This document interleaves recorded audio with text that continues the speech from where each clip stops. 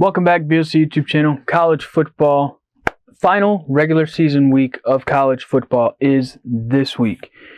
Breaking down rivalry week and how it's going to shape the rest of the season for the playoffs moving forward. There's one game that is the game of the week. It's actually called The Game, and it's the only game people really care about. So I'll break down that game.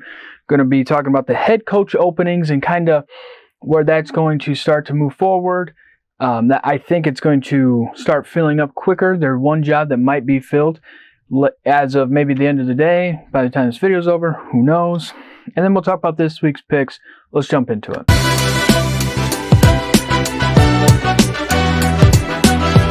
So when we look at the head coaching openings, right, we know that Nebraska's open, Wisconsin's open. Bigger jobs have been open earlier than ever before. So reports have come out that Nebraska is close to signing Matt Rule as their new head coach. Matt Rule was fired from the Carolina Panthers, about a month ago, I believe now. Rule is 47-43 as a college head coach at Temple and Baylor. If they hire him, I like to hire because Nebraska's looking for something. Matt Rule is a culture builder, built a culture at Temple, rebuilt a culture and brand at Baylor after all the problems they had with Art Briles. And he's done well at smaller jobs. So you would think at a school like Nebraska, at a brand like Nebraska, he can come in and kind of take over the west side of the Big Ten, which has been awful, and hopefully build it up by the time USC and UCLA get in there, to where we look at Nebraska and go, legitimate contender for a Big Ten title every year. I believe he can do that. He's a good college coach. He was not a pro coach, right? I mean, we've seen it a lot. All right, moving on to the next one. Look, Deion Sanders has reportedly talked to Colorado and USF, University of South Florida, University of Southern Florida. To me, it feels like either Deion's playing with Auburn to show Auburn, like, look, I got more competitors, so if you want me, come get me. Or maybe he doesn't want to jump up to a major job like Auburn after a job like Jackson State. Maybe he looks at it and goes, why don't I just maybe go to Colorado, South Florida for a year to show I can play competitive. Colorado would be Power 5 football. South Florida would just be, I'm playing at D1 level football or coaching at it. Let me show that. So it'll be interesting to see what he does. I still feel like him to Auburn is kind of, it just feels more natural, but I could see him coaching Colorado and South Florida as well. Now, moving on to, a report came out earlier in the week that Lane Kiffin was going to Auburn right today, Friday. Lane went to Twitter and went against that with the guy who tweeted it. And then after the game yesterday, after they lost to Mississippi State, talked about how he plans on being at Ole Miss. Look, we've heard that song and dance before. If a coach is going to go, a coach is going to go. Right? Lincoln Riley said the night before, hours before he took the USC job, he was not leaving Oklahoma. He leaves Oklahoma. So you never fully know what's going to happen until it happens. If I'm Lane, I stay at Ole Miss. Why go to Auburn when they've not had a great track record to support coaches? You're already at a disadvantage when it comes against Alabama. Ole Miss, it kind of feels like you've been there a few more years. You've kind of built up a program. You know what you're doing. And the brands, to me, feel pretty much the same. So it'll be interesting to keep an eye on those openings and what other openings could potentially come open. All right, now moving on to what people want to talk about. It is the game that everybody cares about. It's the only game people care about this week. Number 3, Michigan, 11-0 at number 2, Ohio State, 11-0. Ohio State is coming into this game as an 8-point favorite. I would have thought more of, an 8's not horrible. I would have thought maybe 6, 7, a touchdown, just because they're playing at home, maybe a little bit closer. But look, if you look at it, it's probably about right. But it's also interesting because I think it's going to be a tight game. This is their first undefeated matchup since 2006. Ohio State won that game. That was also at Ohio State. When you look at the paper, now this is why I'm going to start breaking down. You see this video, why I believe Ohio State will beat Michigan. I think Ohio State has a better offense, they're more well-rounded on offense. They can throw and run. They had a third-string freshman running back last week against Maryland. That kid ran for well over 100 yards. Made it look like plug and play. Looks like Travion Henderson will be back for this next. So they got players. And I like their offense. We know they can pass the ball. I think the weather will be fine for them. This is the biggest thing. I trust C.J. Stroud more than I do J.J. McCarthy. Very easily, Michigan could have messed up and lost the game last week against Illinois, trying to do what I think Harbaugh was trying to do, was trying to make Michigan fans look at it and say, J.J. can do this. He will do this when we need him to do this. Well, ball goes one way, the other way, game's over, you lose that game, they end up winning it. But there's something about JJ I don't fully trust. He's going to have a big stage to just prove me and show me that he can. But when I look at him versus Stroud, I feel like Stroud can get it done. JJ hasn't. For Michigan, Blake Corum needs to be Superman. He left the game against Illinois, didn't play the second half, maybe a play. He should be ready to go, but they need him to be Superman. They need him to basically do, I think, 175 yards, maybe 3 touchdowns type of day, maybe a couple catches out of the backfield on a screen or two. Like, they need him to do a lot because the offense is him. Their offense looked horrible without him. And that's just where you look at the Michigan offense versus the Ohio State offense. Michigan was to their third string running back, and Michigan fans are saying, "Oh, we didn't have Blake, we didn't have Edwards." Ohio State went to their third string freshman, and it was like, we played, we didn't care. So that just shows the depth that Ohio State has compared to Michigan. And if Corum, say he comes in this game 85%, he gets hit once, goes out. What happens to the offense and the team at that point? So that'll be interesting to see. I think the defenses are very close. Michigan's defense coming in this year, I didn't know if they'd be as good as last year.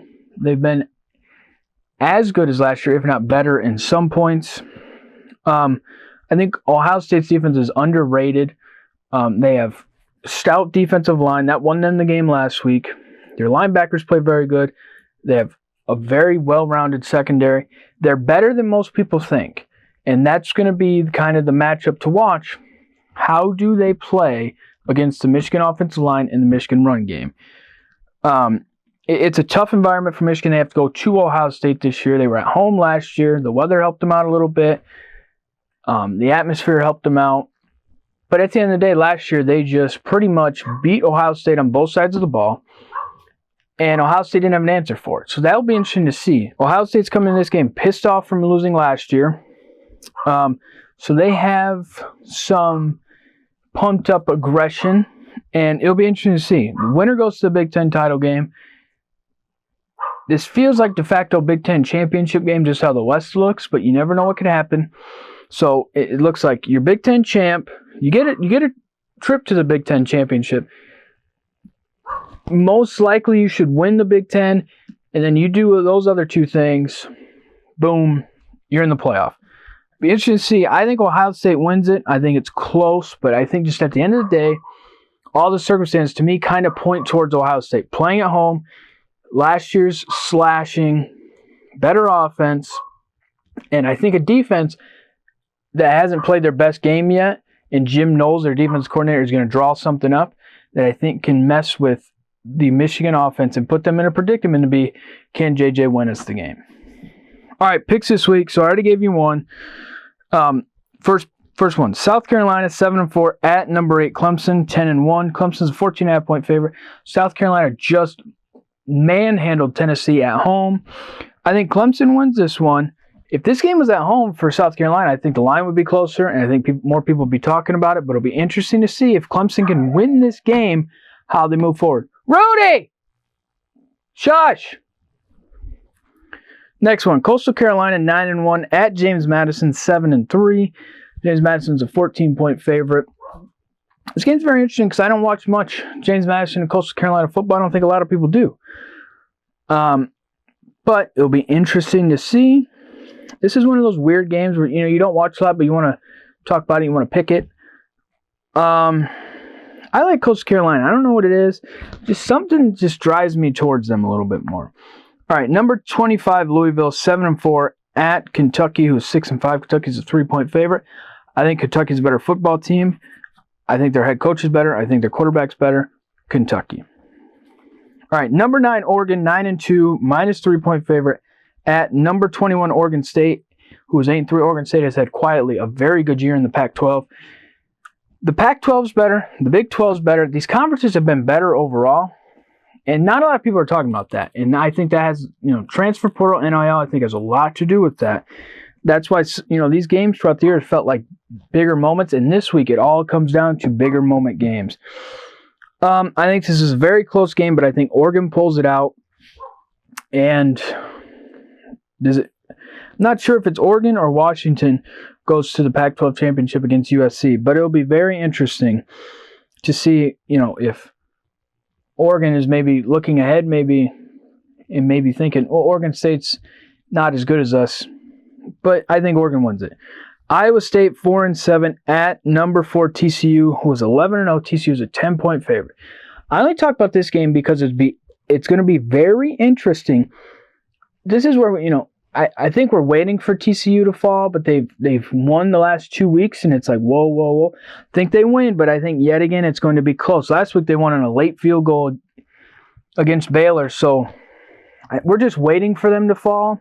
But I like them this week, but it'll be interesting to see how they play, knowing that they have pressure on them you're just 2 more wins away from a playoff spot.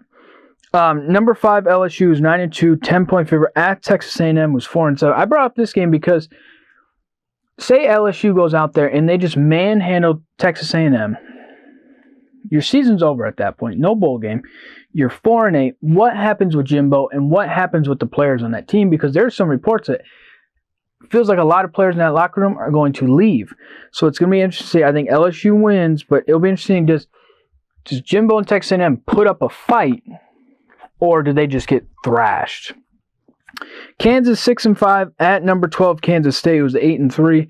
Kansas State's 11-point favorite. Kansas State wins this game.